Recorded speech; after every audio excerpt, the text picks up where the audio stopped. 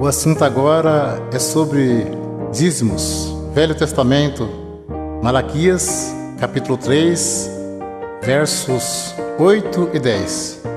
Roubará o homem a Deus? Todavia vós me roubais e dizeis: em que te roubamos? Os dízimos e nas ofertas alçadas. Trazei todos os dízimos à casa do tesouro, para que haja mantimento na minha casa.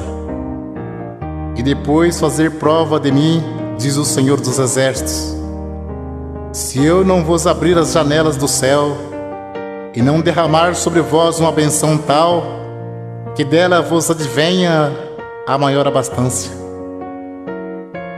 Alguém levava um animal perfeito e o sacerdote negociava o animal perfeito e sacrificava um animal imperfeito no lugar. Nisso que eles estavam roubando a Deus. Digo sempre, Deus não usa dinheiro. Coleta é para o próprio bem do povo de Deus. Se Deus não abrisse as janelas do céu e não mandasse chuva, a terra não produzia alimento. As tribos de Israel receberam herança, menos a tribo sacerdotal, que era a tribo dos levitas. Eles não receberam herança, então eles recebiam parte do dízimos para se manter. Por isso que dizia, trazer os dízimos para que haja mantimento na casa do tesouro. Não se tratava de dinheiro, mas de mantimento. Não há mais casa do tesouro. Jesus disse, minha casa é chamada por todas as nações casa de oração. Evangelho segundo Mateus, capítulo 10, versos 5 ao 10. Jesus enviou esses 12, ele ordenou dizendo, não ireis pelo caminho das gentes, nem entreis em cidade de samaritanos, mas ide diante as ovelhas perdidas da casa de Israel. E indo pregai, dizendo, é chegado o reino dos céus. Curai os enfermos, limpai os leprosos, ressuscitai os mortos, expulsai os demônios, de graça recebestes, de graça dai. Não possuai ouro, nem prata, nem cobre em vossos cintos, porque digno é o operário do seu salário. Nem alforje para o caminho, nem duas túnicas, nem alparcas, nem bordão, porque digno é o operário do seu alimento. Podemos cumprir com alegria a missão de anunciar o Evangelho da graça. Jesus já pagou a nossa salvação com o precioso sangue que ele derramou no duro madeiro da cruz. Enviando o apóstolo disse, de graça recebeste, de graça dai. Não precisa explorar ninguém. A parte material, Deus tudo provê na nossa vida. Jesus Cristo, sendo Filho de Deus, não poderia vir desfazendo a lei de Deus. Tanto é que ele foi circuncidado ao 8º dia, segundo o uso da lei. Foi levado ao templo para ser consagrado, segundo o uso da lei. E cumpriu celebrando a última Páscoa. Então ele cumpriu a lei e trouxe a graça. A lei e os profetas duraram até João. A graça e a verdade vieram por Jesus Cristo. Hebreus capítulo 7, verso 9, 18 e 19. E para assim dizer, por meio de Abraão até Levi, que recebe dízimos, pagou dízimos, porque o precedente mandamento é abrogado por causa da sua fraqueza e inutilidade. Pois a lei nenhuma coisa aperfeiçoou, e desta sorte é introduzida uma melhor esperança, pelo qual chegamos a Deus. Hebreus capítulo 7, versos 12, 13 e 14. Porque mudando o seu sacerdócio, necessariamente se faz também mudança da lei. Porque aquele de quem essas coisas se dizem pertence a outra tribo, da qual ninguém serviu ao altar, visto ser manifesto que nosso Senhor procedeu de Judá, e concernente a esta tribo, nunca Moisés falou de sacerdócio, porque dele assim se testifica: tu és sacerdote eterno, segundo a ordem de Melquisedeque. Jesus procedeu da tribo de Judá, e não da tribo de Levi, que era a tribo dos sacerdotes.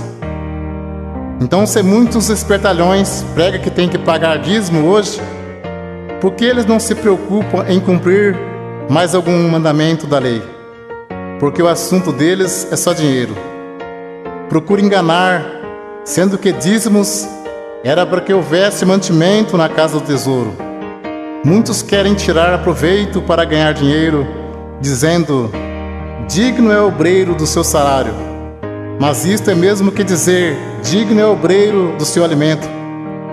O apóstolo Paulo disse em Atos capítulo 20, versos 33 ao 36: de ninguém cobicei a prata, nem o ouro, nem o vestido.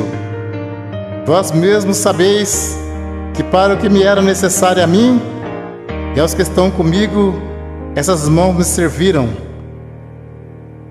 Tenho-vos mostrado em tudo que, trabalhando assim, é necessário auxiliar os enfermos e recordar as palavras do Senhor Jesus, que disse: mais bem-aventurado coisa é dar do que receber.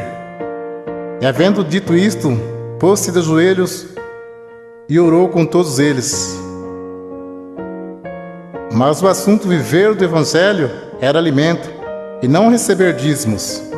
Para você entender mais fácil, os apóstolos poderiam viajar em missão e ficar na casa de alguém não crente e ali se alimentar por alguns dias.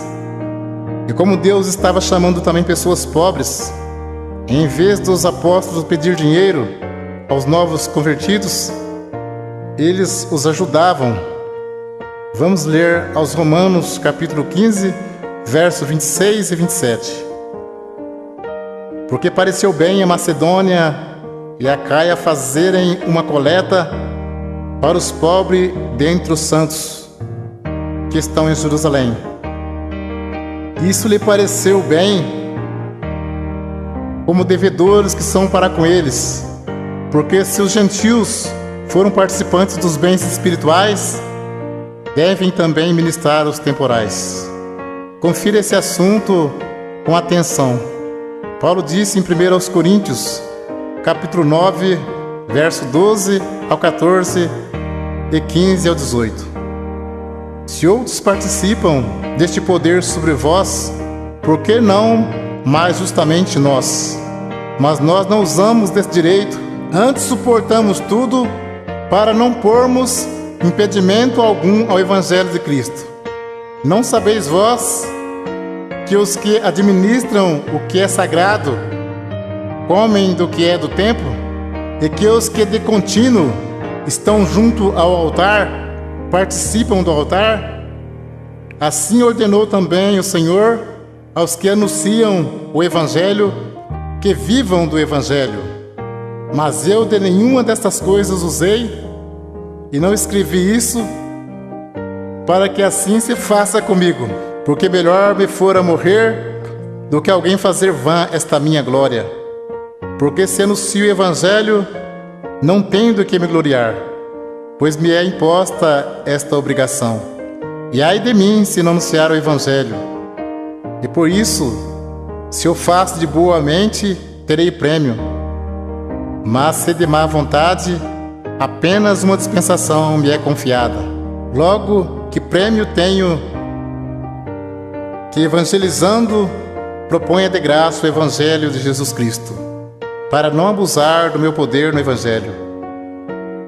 E Paulo disse: outras igrejas despojei, deixando de receber salário, para vos anunciar de graça o Evangelho de Jesus Cristo.